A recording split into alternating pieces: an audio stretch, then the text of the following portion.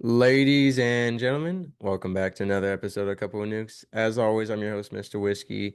And at some point in our lives, all of us will deal with insecurities, with negative thoughts, with self-criticism. It's almost inevitable. We all go through it at some point. But today I want to focus particularly about the voice of shame that many women are living with, whether it's about their finances or their body image or just their life or their business. We're going to get into all of that today, as well as the inner narcissistic control and what that means. We're here with Emma Lyons, who helps people, specifically women, break free from all these invisible things that are holding us back in life and how we can live more abundantly and thrive once we deal with them. So, Ms. Loyon, so glad to have you here. And could you please tell us a little bit about yourself? Thanks for having me, Mr. Whiskey. My name is Emma Lyons, and what I do is I work a lot with women, but not only women, and I help them to disconnect from the shame that's basically running so many people's lives. I call it the inner narcissist because the voice that we have inside our head that's commonly referred to as, the inner critic, and we're told by common wisdom that you need to sit down and have therapy with it and have cucumber sandwiches and tea with it. And I've noticed that in my life, I've done that. And basically, what happens, you just have a bottomless pit of shame. You keep basically reinforcing it. And I recognize that it's exactly like the voice of a narcissist, because the narcissist shames you in exactly the same way and tells you it's doing it for your own good and that it's trying to protect you. But every time you perform for it or you react to it, you actually just provide it with more and more narcissistic supply. And that's exactly what happens with this voice inside your head. When you sit with it, when you empathize with the shame, when you try to understand that, that's important to do to a degree. But then you just need to separate yourself from it because it is not you. And I think that's the huge mistake that we have in, Western culture, particularly. We have internalized this idea of shame, and it's considered to be normal and natural. Even experts on shame, like John Bradshaw and Brene Brown, they say that shame is a little bit of shame keeps you humble, it keeps you a good person. And I believe that is completely false. Shame is what drives all the worst things that we do up to genocide. This is driven by shame that we project out at other people. And it happens, we see this shame directed inwards in the form of what I call the inner narcissist, and then we project it outwards at other people and do this collectively. So it leaves us in a double bind where like shame is something that we should feel, but that we can never really release, if that makes sense. So I'm all about releasing, getting out of the cage of shame when most therapy is about, polishing the cage from inside, if that makes sense. Mm. Yeah, I think the difference between a critic and narcissist are important because, like, critical feedback, you can take something productive from that to a degree. Narcissism, like you said, it's that control, it's that guilt, Yeah, and it's to some degree lying to yourself, gaslighting yourself. And I think exactly. that's different than just criticism and feedback. It's so negative. So I think that's important. But let's backtrack to your discovery, you versus your own inner narcissist. How did that all, kind of come to be? Well, I mean, I've been very much run by shame my whole life and really struggled with like depression all my life that was never really recognized. My parents never really recognized it. I just thought it was normal to have like suicidal ideation and very negative thoughts internalized. But I realized that that wasn't the case. And I started investigating and doing lots of healing work and therapy on myself and going to therapy. And what I found is that it didn't work. It was basically like doing feng shui and the furniture, moving around the furniture when the house is on fire. I kept on, it Mm, felt a little bit better, and then I would revert back because I was never really dealing with this underlying issue of shame. I realized later that my mother was a covert narcissist, and that was the reason why I had internalized this like most this where most of us are come from dysfunctional families. Psychology, they talk about how 70% of families, particularly in the West, it might even be more, are dysfunctional. And we end up playing roles that are basically out of shame. If you're, whether you're the scapegoat, you're the golden child, you're the invisible child, these are all roles that are really, really operating out of shame.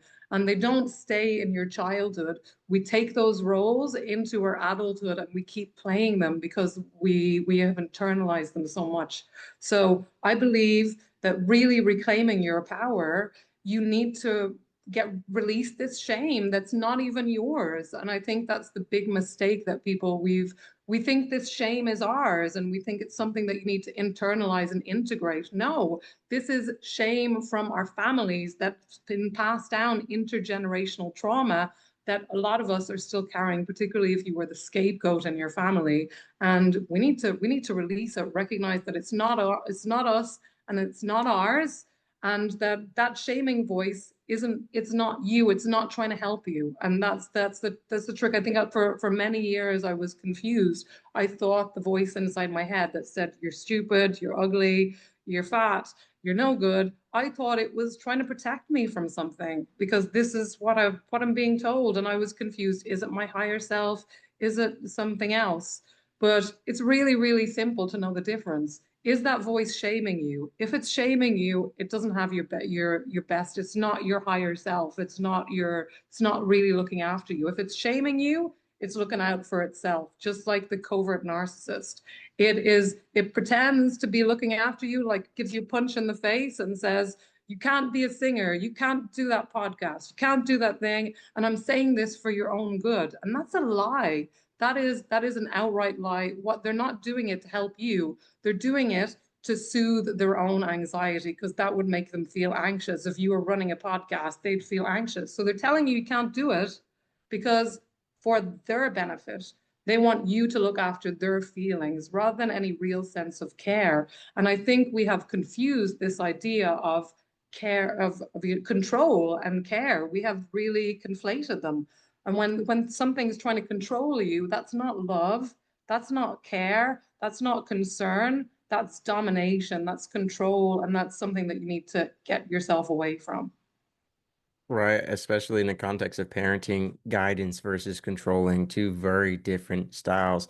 I want to go to, I really like what you said about people projecting their insecurities and worries onto you into shame, because I've experienced that a lot with people, belittling me for my age. And I've had some guests who were on my show who were much older and they were told they were too old to do things. And I think the idea of, like, again, the criticism versus shame. So like if you're saying to yourself, you're fat, you're ugly, rather than how different is that from I want to get healthier. I want to get in better shape. Those are two similar Yeah, statements, but with very yeah, different contexts and meanings. I want to go into, you mentioned a lot of trauma and how we embody that and what it means later on in life. So what role, I want to have two discussions. The first one on the role of parenting and yeah, best practices for parenting to prevent the creation of shame. And also social media. We know so many people nowadays have a lot of screen time consumption, social media consumption. And I've had a mm, lot of conversations on my show already about the comparison game, and this internalization of shame through comparison of I don't have those sports cars I'm seeing online, or I'm not as jacked yeah. as that guy, or as pretty as that girl who's been photoshopped. I want to talk about the role of social media, but it starts first with parenting. So what can you say to that Yes. degree? I very much so. Our parents have been taught through shame, and that's the way they parent. We've all been taught Hmm. to parent through shame. It happens unconsciously. We shame ourselves and we shame other people because that's kind of the malware that's been installed, particularly in Western cultures, but not exclusively in Western cultures, in empires in general. And shame is the way that we've been taught to even teachers in schools. They shame people in order to get them to stop doing what they're doing. And parents do that with their kids all the time, and they think it's normal because that's what we've been told. That's the model that's being exemplified everywhere. Shame people and get them to stop what they're doing. But it's always toxic. If a child behaves badly and you say, bad boy, bad girl, or you actually, instead of talking about the behavior, you shame them, it creates a wound. And it might stop them from the behavior, but it's toxic for them. But the thing is, it's so normalized in our culture that we don't, a lot of parents, they do it naturally. That's the way they've been parented. That's why I talk about it as a kind of malware. It's like, fish in water. We don't realize that we're in it because it's everywhere. And Mm. you're talking about social media. Yeah, shame is everywhere. That's how people get other people. They shame them. You're fat, you're ugly, you have an ugly nose. And the thing is, if you don't have the internal narcissist that agrees, it won't affect you, on some level. Because if I come up to you and say, Mr. Whiskey, I really hate your hat. Your hat is so ugly. It's disgusting. You're laughing at me now. But if Right. you could be shamed, someone could be shamed by that if they have an Yeah. inner narcissist in their head that says, yeah, my hat, I look so stupid in this hat.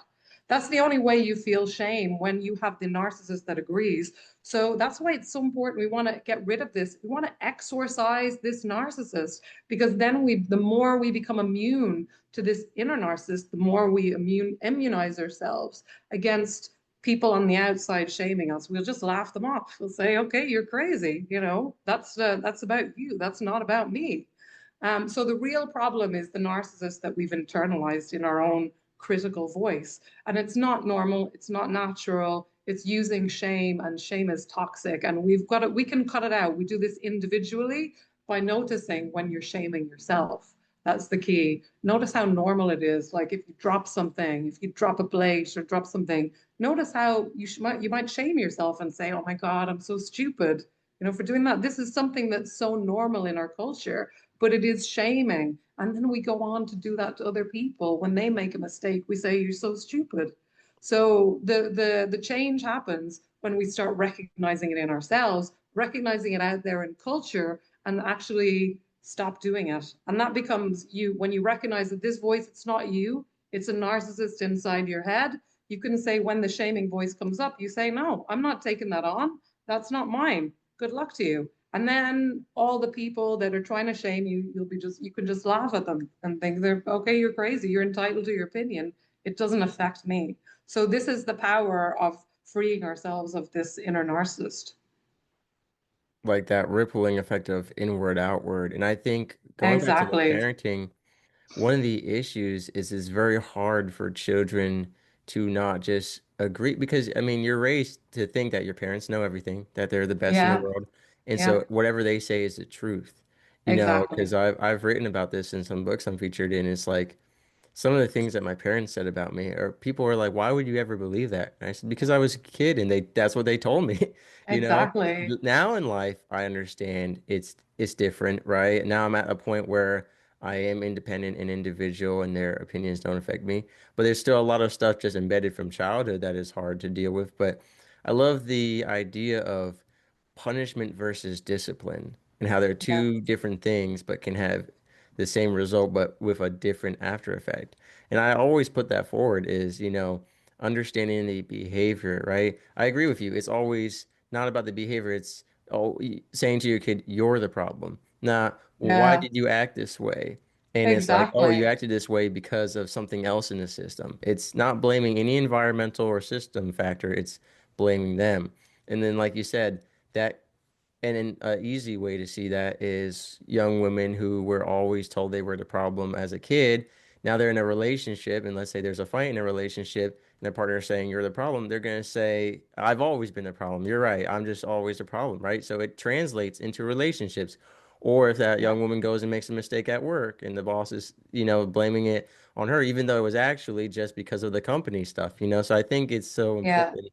Like you said, it This affects is all parts of our life. Exactly. This is the scapegoat dynamic that I was talking about in dysfunctional families. They will choose someone to be the scapegoat or the system. It's not always a conscious thing. It's like the system will look for someone to dump all that. You're basically like the landfill of all the family dysfunction, all the shame that nobody wants to look at. It gets dumped on often it's the quiet, introverted, sensitive person, and it all gets dumped on them. It's their problem. They're the crazy one, they're the one who is a big mistake. They're constantly doing bad things or whatever. and they go into their adulthood carrying that trauma, and they become the scapegoat in their lives as well. Think about it, like the scapegoat, their life, your life is not supposed to work if you're a scapegoat. So scapegoats often are the ones that end up in therapy because their lives aren't working, because the impact of their childhood really affects them, that they actually have no choice but to seek help. And they can also end up with drug and addiction problems because they're Yes. looking for an escape from all of that. So alcohol and drugs and all of those things, all those addictions, the real symptom is shame. They can all be traced back to this toxic shame, and all shame is toxic in my view. There is no positive shame. That's like saying a little bit of poison is good for you. But if you Mm. look at indigenous cultures before like Western culture came along, they had this idea of restorative. If somebody does something that's outside the norms, they're brought together. And like you said, what made you do that? What's going on with you? Rather than shaming that person and exiling them and causing more toxicity and more shaming, and that to develop into something, culturally, which is what we have in Western cultures. We have this culture that is built on shame, and we're basically breathing shame everywhere we look on social media. We're taking it in, and it is really toxic. And it's their shame does not serve any function. It's not a normal and natural emotion. It's an emotion that we've been told it's normalized in our culture, but that doesn't mean that it's normal. You talked about healing and breaking through being about not talking with this inner narcissist, but cutting them off, separating Yeah, them from yeah, your life. How do we do that? Because it sounds really easy, but obviously no, it's not, especially the longer you've lived with this inner narcissist and the more yeah, deeply it's embedded in you, it's going to be more difficult. So, how do we go yeah. about that? That's a really good question. And first thing is to recognize that you have it, because recognize that it's not you. So dissociating yourself from it, because that's the fundamental problem. We say, I'm telling myself that I'm stupid. I'm telling myself that I'm bad. No, first of all, it's not you. It's the narcissistic voice inside. It's the inner narcissist that you've internalized. It's not you.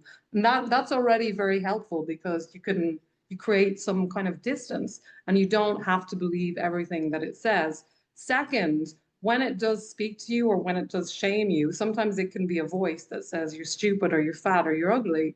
Recognize it. Or when it brings up a feeling of shame, you recognize that's not you. You don't, and you can just reject it. You just say, no, that's not mine. Goodbye. And it's a practice. Like you said, if you've been shaming yourself for 40, 50 years, obviously that voice, it's going to take a little bit of work, but recognizing it and then responding to it when it comes, by not dancing to its tune. Because the more you either react to it, you try to argue with it, you try to take it to therapy, you try to empathize it, you are or listen to it. It says you can't go up there and saying you look like a fool. If you listen to that voice, you're feeding it. And also, if you react to that voice, if you like rebel from that voice, you're also feeding it. So you've got to kind of keep that inner line and just do what you're passionate about. So if whatever the inner voice is saying, you say, no, I'm passionate about doing this. I'm going to do it. Don't just react for and against what that voice is telling you. Just the biggest thing that you can do to free yourself of this inner narcissist is to thrive. Is to thrive doing what you want to do. And that is it. That is how you exorcise this demon. And it is a demon. It's something that's kind of leeching your energy. It's a parasite that's basically just sucking you dry. It doesn't serve you. It's not trying to protect you. It's not got your best interests at heart. Recognizing that is huge part in waking up and freeing yourself of that, because a huge part of why we feel like we're stuck with this thing is because we believe that voice is us. So recognizing that at a really deep level is step number one, and then live your life and thrive and say no to that voice, which I recognize is not easy. It takes a bit of practice, but this is where it starts. And do you feel like women have a more difficult time with this inner narcissist than men, or it's kind of both deal with it in different ways? How does that work, in the gender dynamics? That's a really good question, Mr. Whiskey. Yes, I do believe there is a difference because women, I'm not saying men don't experience shame and don't have an inner, because, men end up, addicts and with problems, mental health problems as well. But women, there is a lot of kind of a legacy of shame that's been placed on women, and even women are criticized. Oh, you're too fat. You're ugly. You don't have the right clothes. You're too fat. You have the cellulite. So there is a lot more shaming, I think, of women, especially from the physical body perspective, than men get. And even women do that to each other. They pull it and Right. shame each other in order to kind of build themselves up. And that's a perfect example of shame acting out. We've internalized the shame. We don't want to process it. So we find some other woman or some other thing and we shame her. She's fat. She's ugly. Mhm. She has a face for radio or something. We think we're being so funny, but we're actually just passing on that shame. And it's so toxic. It hurts us. It hurts everyone that we're exposed to. So, yes, I think women have a different kind of degree of shame. It's maybe slightly deeper, maybe slightly internalized than men. So, yeah, and I think a lot of women are also quite self-aware. So they might be more connected to the shame. Men might have it more dis compartmentalized, and they might not even be aware that the shame is operating from them. But women will be more connected to it. They'll feel it more. They'll recognize it as shame, and they'll want to pass it on more, if that makes sense.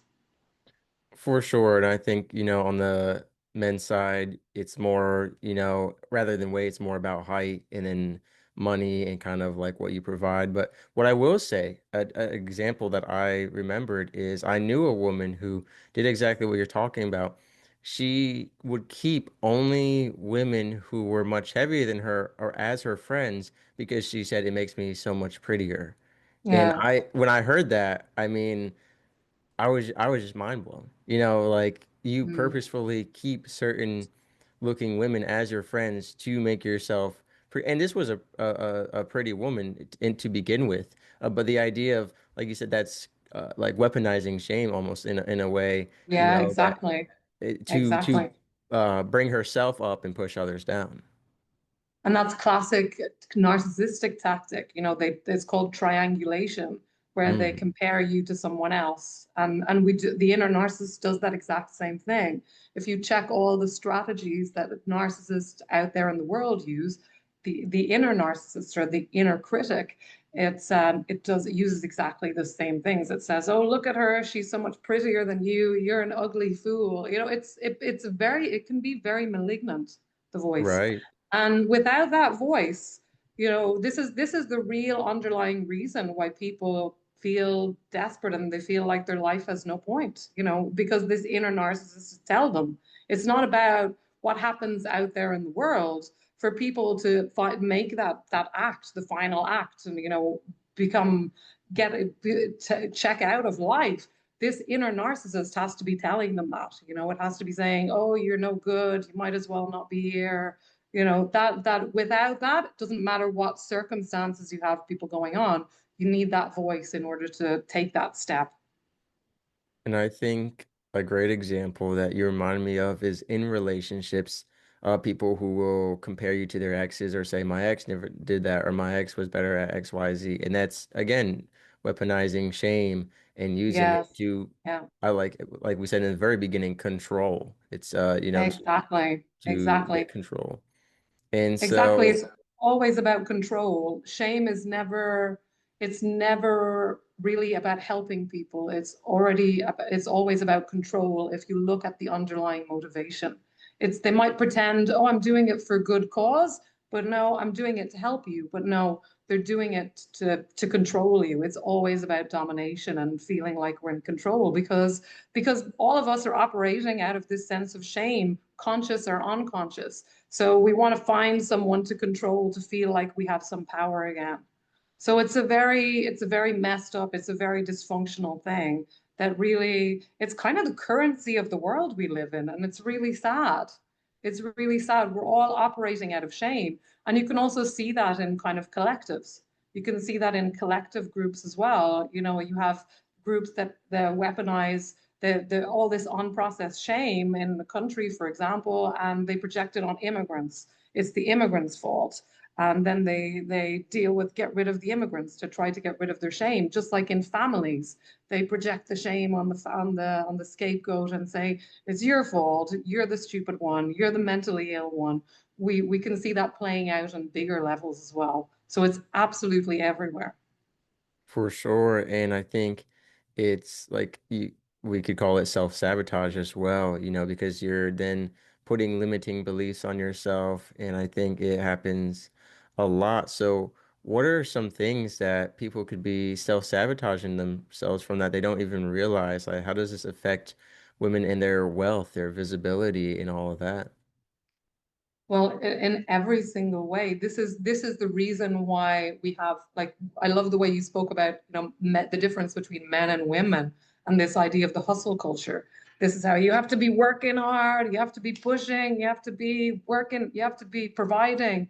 And for women particularly, we have that as well, this idea of the hustle culture. And this is why women end up burning out because we internalize to be good person, which you can never actually be because you there's this idea of shame that we've all got that you're a bad person. So we're constantly trying to be good, and that means performing. That means working hard all the time. That means constant struggle. So this is why people end up burning out. In terms of visibility as well, if you're in a business, like it's showing up can be a huge thing. If you were invisible as a child, when you showed up, you were attacked, you were abused. So we have this really deeply ingrained idea that I have to be invisible. And it's not just about mindset. It's not just about belief systems. And this is where a lot of people go wrong. They talk about just changing your belief systems. This is wired into your nervous system, which is deeper than just, the mantra is I'm good enough. You know, your body is actually trying to protect you from being attacked. So this is why so many people struggle with visibility and showing up and actually following through on their things because if they're wired with this belief that if I show up, if I do the thing, I'll be attacked, I'll be abused, I won't survive. So we stay small, we stay in Hmm. spirals of self-sabotage, and we wonder why we're because the shame is it's all about keeping you small. So we stay small, we stay safe, and we never expand into our potential. And the reason is the shame. Right. That fear of speaking up or trying new things. And I mean, a great example is a lot of students in middle school or high school, they won't raise their hand and answer a question because they're so afraid of getting it wrong because everyone in the classroom is going to say, you're stupid, you're an idiot. Exactly. Even the idea of the teachers will try to put forward for questions. There are no dumb questions, but there's a shame around people who are scared to even ask questions to the point that a lot of professors now and high school teachers and all that, they'll say, if you're too embarrassed to ask a question in front of everyone, come find me at the end of class and ask me privately. That right there highlights how much shame is in our culture. The fact that people have to go ask the questions privately to not be publicly shamed. I mean, I think that's a great example Yeah. right there. And some other traits that I feel like get embodied that we've spoken about on my show, especially in terms of relationships, from trauma, especially parenting, is, along the lines of self-sabotage, even the people pleasing, the perfectionist, the workaholic syndrome, all of those stemming from the shame of I'm not good enough or I need more, or again, that fear of speaking Yes. up and being shamed. Yeah, it's all shame. The rich person, the billionaire who wants more, this is man shame. I need more, I need more. That's again shame that's operating that need for constant more because Right. we have this emptiness inside and we feel we're constantly trying to fill it up from the outside. But you can never fill that void of shame while you have the unprocessed shame inside you. Money doesn't do it. You have to address the root cause, and that means That means recognizing the shame. That means like feeling it a little bit, recognizing that it's there, recognizing that you have this voice inside, this thing inside you that's sucking you dry, that's shaming you, and then exercising yourself of it, releasing it, recognizing that it's not you. And that I think is the difference between men and women. I think women were more in tune with this voice, with this entity. We feel it more, whereas men, we have this kind of distance, this dissociation, but they're still operating from shame in a more indirect way in the performance. You've got to make money in order to be good enough. You've got to be a strong man. You've got to support your people, or you're useless, or you're no good, or you're not a real man. These are all very shaming ideas, and you can see all of them in the kind of masculine culture, particularly in Western societies. Right. And now we've mentioned some advice for breaking free from this and separating, but for those of us who maybe can't do it on our own or still have a lot more questions, you work with people one-on-one to help them live and thrive, correct? I do, yes. So what I would suggest, if this conversation has inspired you or made you think or feel something in a different way, what I would suggest is the next step. I have a free gift for you guys, and it's 5 signs it's time to break up with your inner narcissist. So these are like 5 things to look out for, and it gives you some guidance as to what to do as well. So that I would say is your next step. Check that out. 5 signs it's time to break up with your inner narcissist. And you can find it at tinyurl.com/not today narc, not today narc. So you can find it there, or you can follow me on social media. I am Trauma Matrix, trauma.matrix on Instagram and TikTok, and also over on Substack, Trauma Matrix. So follow me, reach out to me. Don't stay alone in this, because shame really thrives when you keep it to yourself. That's what shame wants. We want to speak about it openly. We want to recognize it so we can release it and let go of it. For sure. And we're going to have your website in the description below so people can find you to work with you or get more information. Like you said, those 5 signs. I love that. Not today, Narc. I think that's good, but that's where it starts, one day at a time and, saying no. So I appreciate everything you've shared in today's conversation and thank you for guesting on the show. Thank you so much for having me. I hope this has been useful for you and your listeners. Sailing through the ocean blue, nuclear reactors my crew, guiding the ship, the stars as our guide, through the waves we ride, jokes and laughter fill the air. On this voyage we have to share, working together, side by side, as one family we will abide. In the heart of the ship we reside, nuclear operators with pride, powering the vessel with every stride. Our mission, a source of great pride.